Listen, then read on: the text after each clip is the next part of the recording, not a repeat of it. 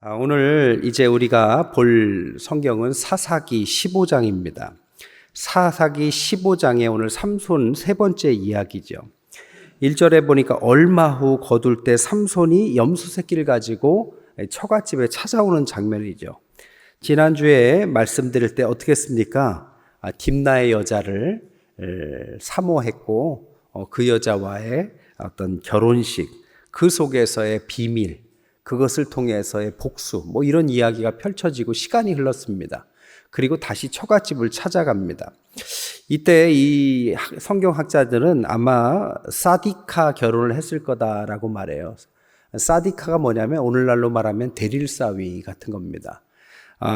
야곱이 라반 집에서 이 사디카를 했죠.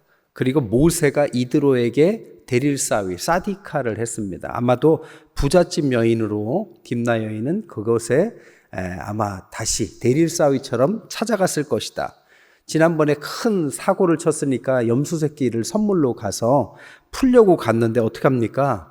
1절에 보니까 장인이 네가 그 여인 내 딸을 싫어하는 줄 알고 딴 친구에게 줘버렸다 라면서 둘째 딸하고 결혼해라 이런 말을 합니다. 라반이 레아를 라헬보다 먼저 들여보내고 속임수를 통해서 이 둘을 통해서 14년간 일시킨 것 같이 오늘 이 삼손의 이 블레셋 장인도 이런 행동을 하죠. 근데 이런 것들이 이제 삼손에게는 빌미가 되는 거죠. 당신이 그랬으니까 내가 복수를 다짐하겠다 하면서 어떻게 합니까? 여우라고 나왔지만 사실은 승냥이, 자칼류에 해당합니다. 그러니까 꼬리에다가 횃불을 붙여서 농작물에다가 던져놓으니까 불이 있으니까 막 도망 다니겠죠. 그 꼬리에 붙은 불이 곡식들을 다 불태워서 농경사회에서 가장 중요한 경제를 다 망쳐버리는 거죠. 이렇게 하니까 어떻게 합니까? 블레셋 사람들이 또 화가 나잖아요. 그래서 6절에 블레셋 사람들이 누가 이 일을 행했냐 했더니 딥나 사람의 사위 삼손이, 장인이 삼손의 아내를 빼앗아 그의 친구에게 준 까닭이다. 그러니까 원인은 삼손에게 있는 게 아니라 그 딥나의 그 장인에게 있다 하면서 어떻게 합니까? 그 여인과 그의 아버지를 불살랐다. 14장 15절에 보면 죽은 사자에게서 꿀이 나온 걸 가지고 수수께끼를 하죠. 그것을 맞추기 위해서 삼손, 딥나의 여인에게 협박을 하는데 뭐라고 하느냐? 14장 15절에 너는 내 남편을 꾀어 그 수수께끼를 우리가 알려달라. 그렇지 않으면 너와 내 아버지 집을 불사르겠다 했는데 그 말대로 됐습니다. 실제로 방법은 달랐지만 똑같은 말대로 그렇게 된 거죠. 근데 이것이 어찌 말하면 삼손에게는 또 다른 복수의 빌미가 되는 거죠. 삼손이 노린 점은 바로 이런 거겠죠. 그래서 가족을 살해했다라는 빌미를 가지고 8절에 보니까 블레셋 사람들의 정강이와 넉적다리를 크게 쳐서 죽였다. 이거는 관용적 표현인데 엄청나게 큰 피해를 입혔다라는 관용적 표현입니다. 그러니까 복수심으로 그들에게 큰 피해를 입힌 거죠.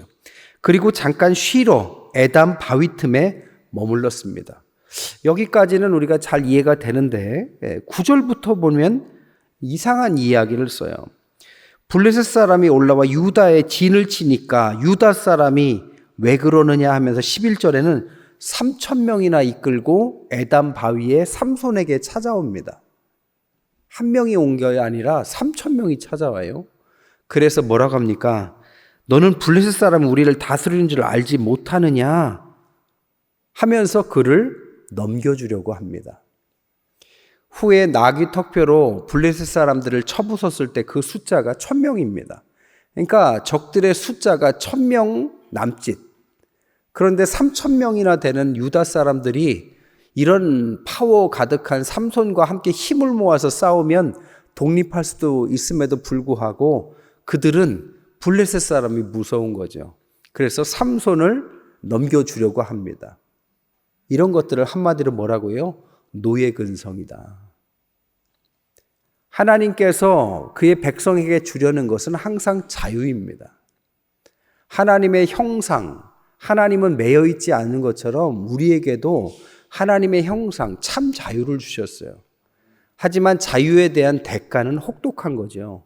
자유를 지키기 위해서 노예 생활을 포기하고 애굽에서 탈출했고, 탈출하는 과정에 어마어마한 시간과 노력과 그리고 마음졸임이 있었고, 광야에 40년의 광야 생활이 있었고, 가나안 땅에 정복이 있었습니다. 이런 모든 것들을 통해서 얻은 자유임에도 불구하고 그들은 아직도 노예 근성이 사라지지 않았다는 것입니다.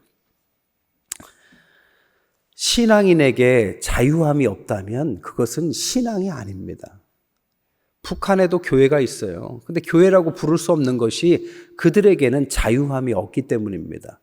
자유롭게 말할 권리, 자유롭게 주장할 권리, 자유롭게 활동하는 권리, 자기를 표현할 권리, 이 모든 것이 없으면 그건 자유가 아닌 거죠. 이스라엘 사람들은 항상 이런 식이었어요. 그래서 12절에 보니까 어떻게 합니까? 삼손에게 우리가 너를 결박해서 블레셋 사람의 손에 넘겨주려고 왔다, 이렇게 말을 합니다. 여기서 우리가 두 가지를 깨달을 수 있죠. 그들은 그들의 안위를 위해서 그들의 영웅, 동족을 넘겨주려고 한다라는 것입니다. 그러니까 자신의 안전을 위해서 다른 사람을 희생시키는 사람들이 됐다라는 뜻이죠. 제가 지지난주에 복음의 변질 4단계를 말씀드렸어요. 기억하세요? 네. 그 복음의 변질 1단계가 뭐냐? 1단계는 복음에 헌신하는 사람이 변질하기 시작하면 2단계는 복음은 있되 고난은 거부하기 시작하고 3단계는 복음보다는 안정된 삶을 쫓게 되고 4단계가 바로 자신의 안전을 위해서 타인을 희생시키는 세상 사람과 동일하게 변하는 것. 오늘 이 복음의 변질의 4단계에 해당하는 행동을 지금 이스라엘 백성들은 하고 있는 거죠. 하나님의 사람들은 자유를 위해서, 복음의 가치를 위해서 애써야 합니다. 숭고한 가치를 위해서 애쓰는 사람들이 크리스찬입니다. 우리는 그냥 교인이 아니에요. 교회에 다닐 뿐이지 교인이라고 스스로를 격화시킬 필요가 없습니다. 우리는 크리스찬입니다. 크리스찬이란 하나님 나라의 백성들입니다. 하나님 나라의 백성들은 세상에 종속되지 않겠다는 뜻입니다. 세상의 힘에 의한 통치에 끌려다니지 않겠다는 뜻입니다. 진정한 자유인 하나님의 형상을 입은 사람들이다, 이런 뜻입니다. 그렇기 때문에 그런 사람들의 행동 속에 이 고초와 위협과 여러 가지 핍박은 어찌 말하면 따라올 수밖에 없는 거죠. 교회 내에서도요, 조용히 교회만 다니면 핍박 안 당합니다. 뭔가 좀 열심히 해보려고 하면 사람들이 묘하게 질투를 하거나 조롱을 합니다. 왜 그럴까요? 자기가 그렇게 하지 못하면 박수 쳐주고 나도 저렇게 해야 되겠다 하면 참 좋으련만 인간의 심리 속엔 자기가 못하면 그 사람을 끌어내리고 싶은 이상한 죄성이 있는 거죠. 그러다 보니까 자기를 합리화하고 저렇게 튀려고 그런다느니 하면서 애쓰는 사람들을 조롱합니다. 신앙인들이 사회에서도 뭔가 해보려고 한다면 그런 조롱을 각오해야 되는 거죠. 또 하나 이 부분에서 우리가 깨달아야 될 것은 원수들에게 예수님도 그들의 동족에 의해서 넘겨짐을 받은 거죠. 이 모습 속에서 우리는 예수님을 오버랩할 수 있는 거죠. 예수님이 그렇게 당하셨습니다. 삼손도 그렇게 했고 우리도 그럴 수 있는 것입니다. 이럴 때 하나님께서 그것을 두고 본 것이 아니라 14절에 보니까 여호와의 영이 삼손에게 임하기 시작합니다. 그러더니 묶었던 밧줄이 실오라기처럼 그냥 탁 풀어져 버리죠. 그냥 끊어져 버린 거죠. 주님께서 부활 이후에 쇠사슬, 죽음의 결박을 끊으신 것처럼 삼손도 그것을 끊어버립니다. 그리고 주변에 손에 잡히는 게 뭐였다고요? 나귀의 턱뼈였다. 새 턱뼈라는 것은 썩은 지 죽은 지 얼마 되지 않은 말 그대로 딱딱한 아직 부서지지 않는 턱뼈를 말하겠죠. 아무리 그렇다 할지라도 무기라고도 할 수 없는 턱뼈를 가지고 그 블레셋의 그 군인들을 쳐부수기 시작하는데 자그마치 몇 명이요? 1000명이나 나귀턱뼈로, 창으로, 칼로, 방패로 한 것이 아니라 나귀턱뼈로. 하나님의 영이 임하지 않고서는 불가능한 일이 발생합니다. 그리고 나서 1000명의 사람들이 다 시체 더미가 되니까 그것을 가지고 16절에 이렇게 노래합니다. 나귀의 턱뼈로 한 더미, 두 더미를 쌓았으며 나귀의 턱뼈로 내가 1000명을 죽였다. 이행시인데 이게 한글로 번역돼서 그렇지만 원어로는 나귀와 더미라는 글자가 하모르라는 음을 똑같이 쓰고 있습니다. 그러니까 그것만 하모르로 바꾼다면 하모르의 턱뼈로 한 하모르, 두 하모르를 쌓았으며 하모르의 턱뼈로 내가 1000명을 죽였다.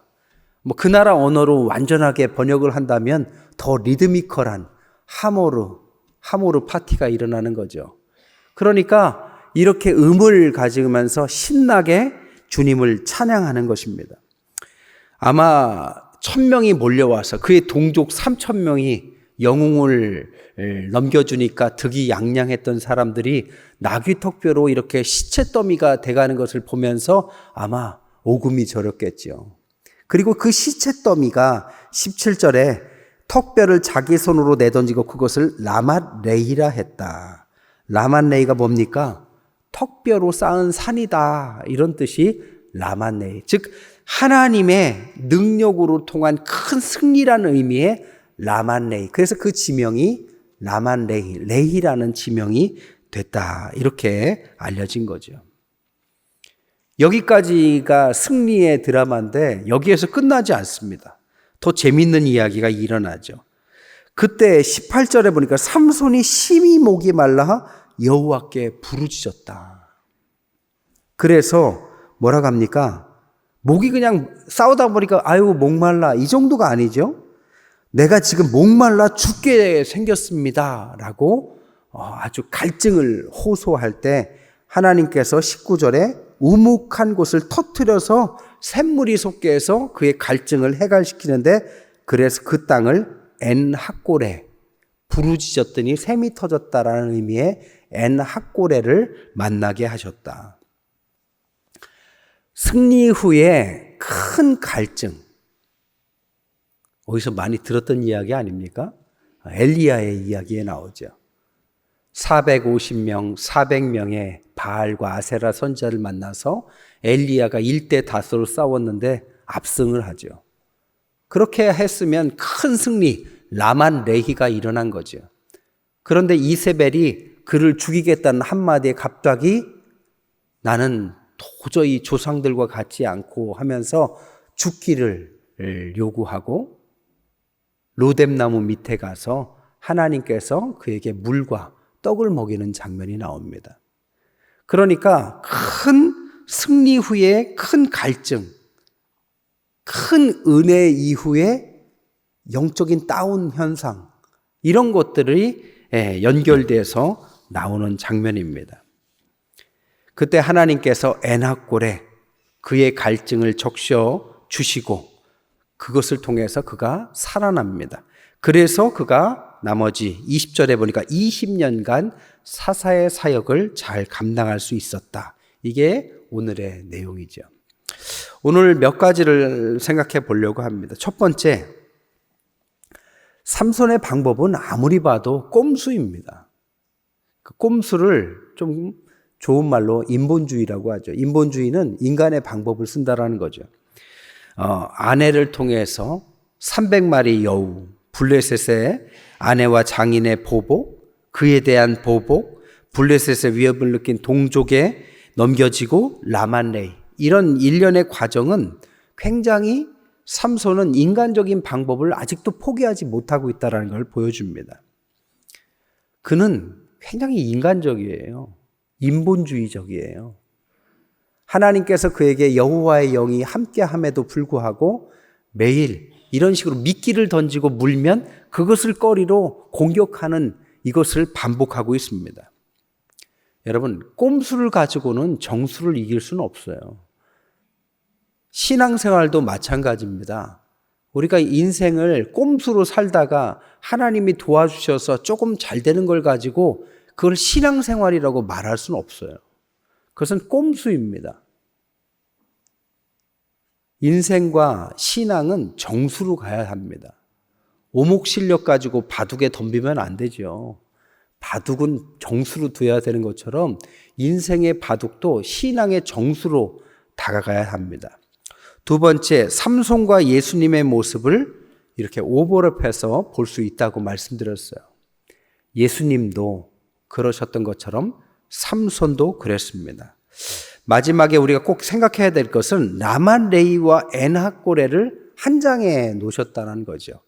라만레이라는 것은 하나님의 능력을 힘입은 큰 성공이다라고 말할 수 있습니다. 그런데 엔하꼬레는 큰 능력 후에 목말라 죽게 되는 영적인 갈급한 현상, 이것을 엔하꼬레라고 말할 수 있죠. 이 둘의 연관관계는 저는 세 가지라고 볼 수 있어요. 첫째로는 엔하꼬레가 있는 곳에 라만레이가 일어나더라. 다시 풀어서 말하자면 갈급함이 있는 곳에 큰 주님의 영적 승리가 따라오더라.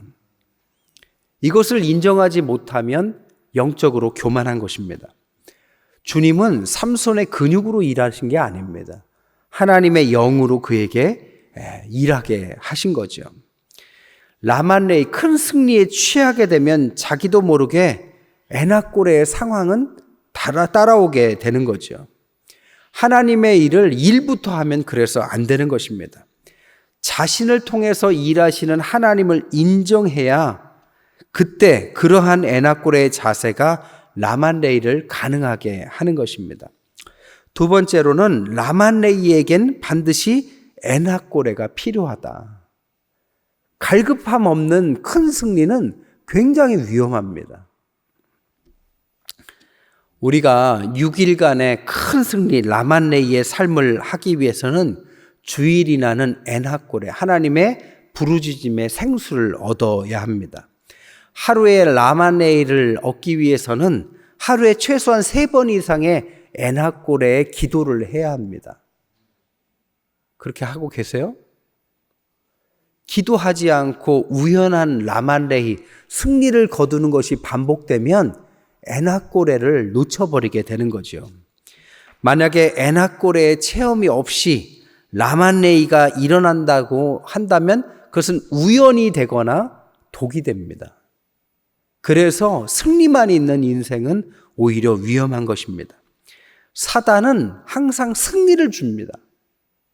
그리고 기도 없는 승리를 주는 거죠. 엔하꼬레 없는, 부르짖어서 얻은 생수를 얻는 경험 없이 얻어지는 승리, 굉장히 위험합니다. 항상 안정적인 성공은 하나님 앞에 엔하꼬레를 경험한 신앙인들, 이게 노련한 신앙인이 되는 거죠. 나의 철저한 무능함을 깨닫는 것, 아무리 큰 승리를 했어도 삼손이 내가 목말라 죽게 되어서 적들의 손에 죽게 되었습니다. 무릎 꿇었을 때 샘물이 터지고 그가 다시 하나님의 사사로서의 역할이 가능하게 되는 것처럼 우리가 세상에서 조금 빚본다고 해서 우리가 교회에서 조금 어떤 직위를 가지고 인정받는다고 해서 우리가 엔하꼬레를 찾지 않는다면 우리는 지금 경고등이 와 있는 것입니다. 그래서 온유한 자가 땅을 차지하는 거죠. 마지막 세 번째로는 이 엔하꼬레를 멈추고도 라만레이를 지속하는 방법이 하나 있는데 그게 뭐냐? 바로 하나님의 제자들을 세우는 거다. 아까도 말했듯이 엘리야가 큰 승리 후에도 영적 갈급함이 사라지지가 않았습니다. 그러니까 영적인 파워로 한꺼번에 그렇게 일거에 적들을 물리친다고 해결되는 게 아닙니다. 그것은 해결 방법이 아니었어요. 그 로뎀나무에서 주님께서 함께 해주시고 그에게 미세한 소리로 말씀하시죠. 지진 속에서도 번개 속에서도 말씀하시지 않고 미세한 세미한 소리로 말씀하신 게 뭡니까? 하나님의 산으로 가라. 거기서 뭘 말씀하십니까? 바로 제자들. 그 당시에 선지자 학교를 세워라라고 말씀하시죠.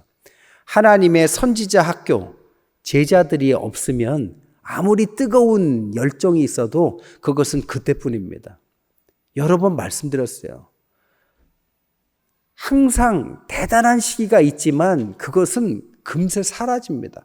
큰 불이 일어나도 영원히 불타는 건 아니에요. 불씨를 옮겨야 되고 불씨를 피울 수 있는 사람을 또 세워야 되는 거죠. 사사기의 끝도 뭡니까? 사무엘, 끝을 내는 거죠. 진정한 왕, 세워져야만 끝이 나는 것이죠. 지난번에도 말씀드린 것처럼 베드로가 아무리 수제자지만 제자를 키우지 않고서는 그 역사를 이어갈 수 없는 것입니다. 진정한 역사는 사도 바울과 같이 하나님의 제자를 계속해서 만들어 가야 합니다. 우리 교회는 하나님의 은혜 가운데 지금까지 왔고 이렇게 유명한 팀들이 이렇게 와서 찬양 집회를 할 만큼의 좋은 성전도 그리고 은혜 충만한 성도들도 가득합니다. 하지만 언제까지 가득하겠어요? 미래는 어둡습니다. 그렇기 때문에 우리도 마찬가지로 긴장해야 돼요. 뭘 세운다? 제자들을 세워야 합니다. 교회를 세 가지로 볼 수 있어요. 하나는 병원, 하나는 학교, 하나는 군대. 마음과 영혼에 병든 사람들이 교회에 와서 회복돼야 되죠. 거기서 끝나면 안 됩니다. 학교처럼 거기서 진정한 복음이 무엇인지, 어떻게 기도하는지, 신앙생활을 어떻게 하는지, 목장 모임이 무엇인지 선후박 안에 또 강단을 통해서 지속적으로 학생이 되어서 배워야 합니다.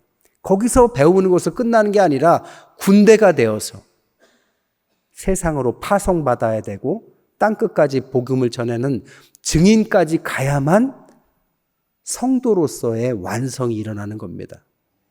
여러분은 지금 어디쯤 오셨어요? 지금 병원입니까? 학교입니까? 군대입니까?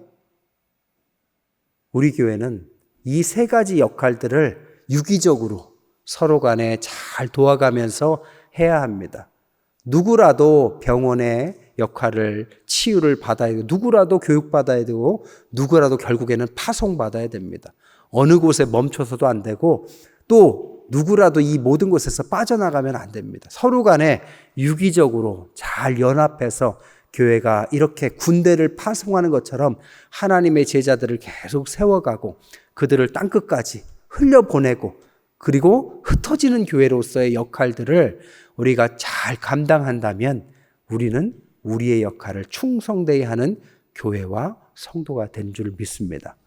오늘 이 삼손의 이야기를 통해서도 우리가 엔하골의 부르짖음의 샘을 통해서 라만레이 놀라운 승리를 반복하는 저와 여러분 되시기를 주님의 이름으로 간절히 축원드립니다.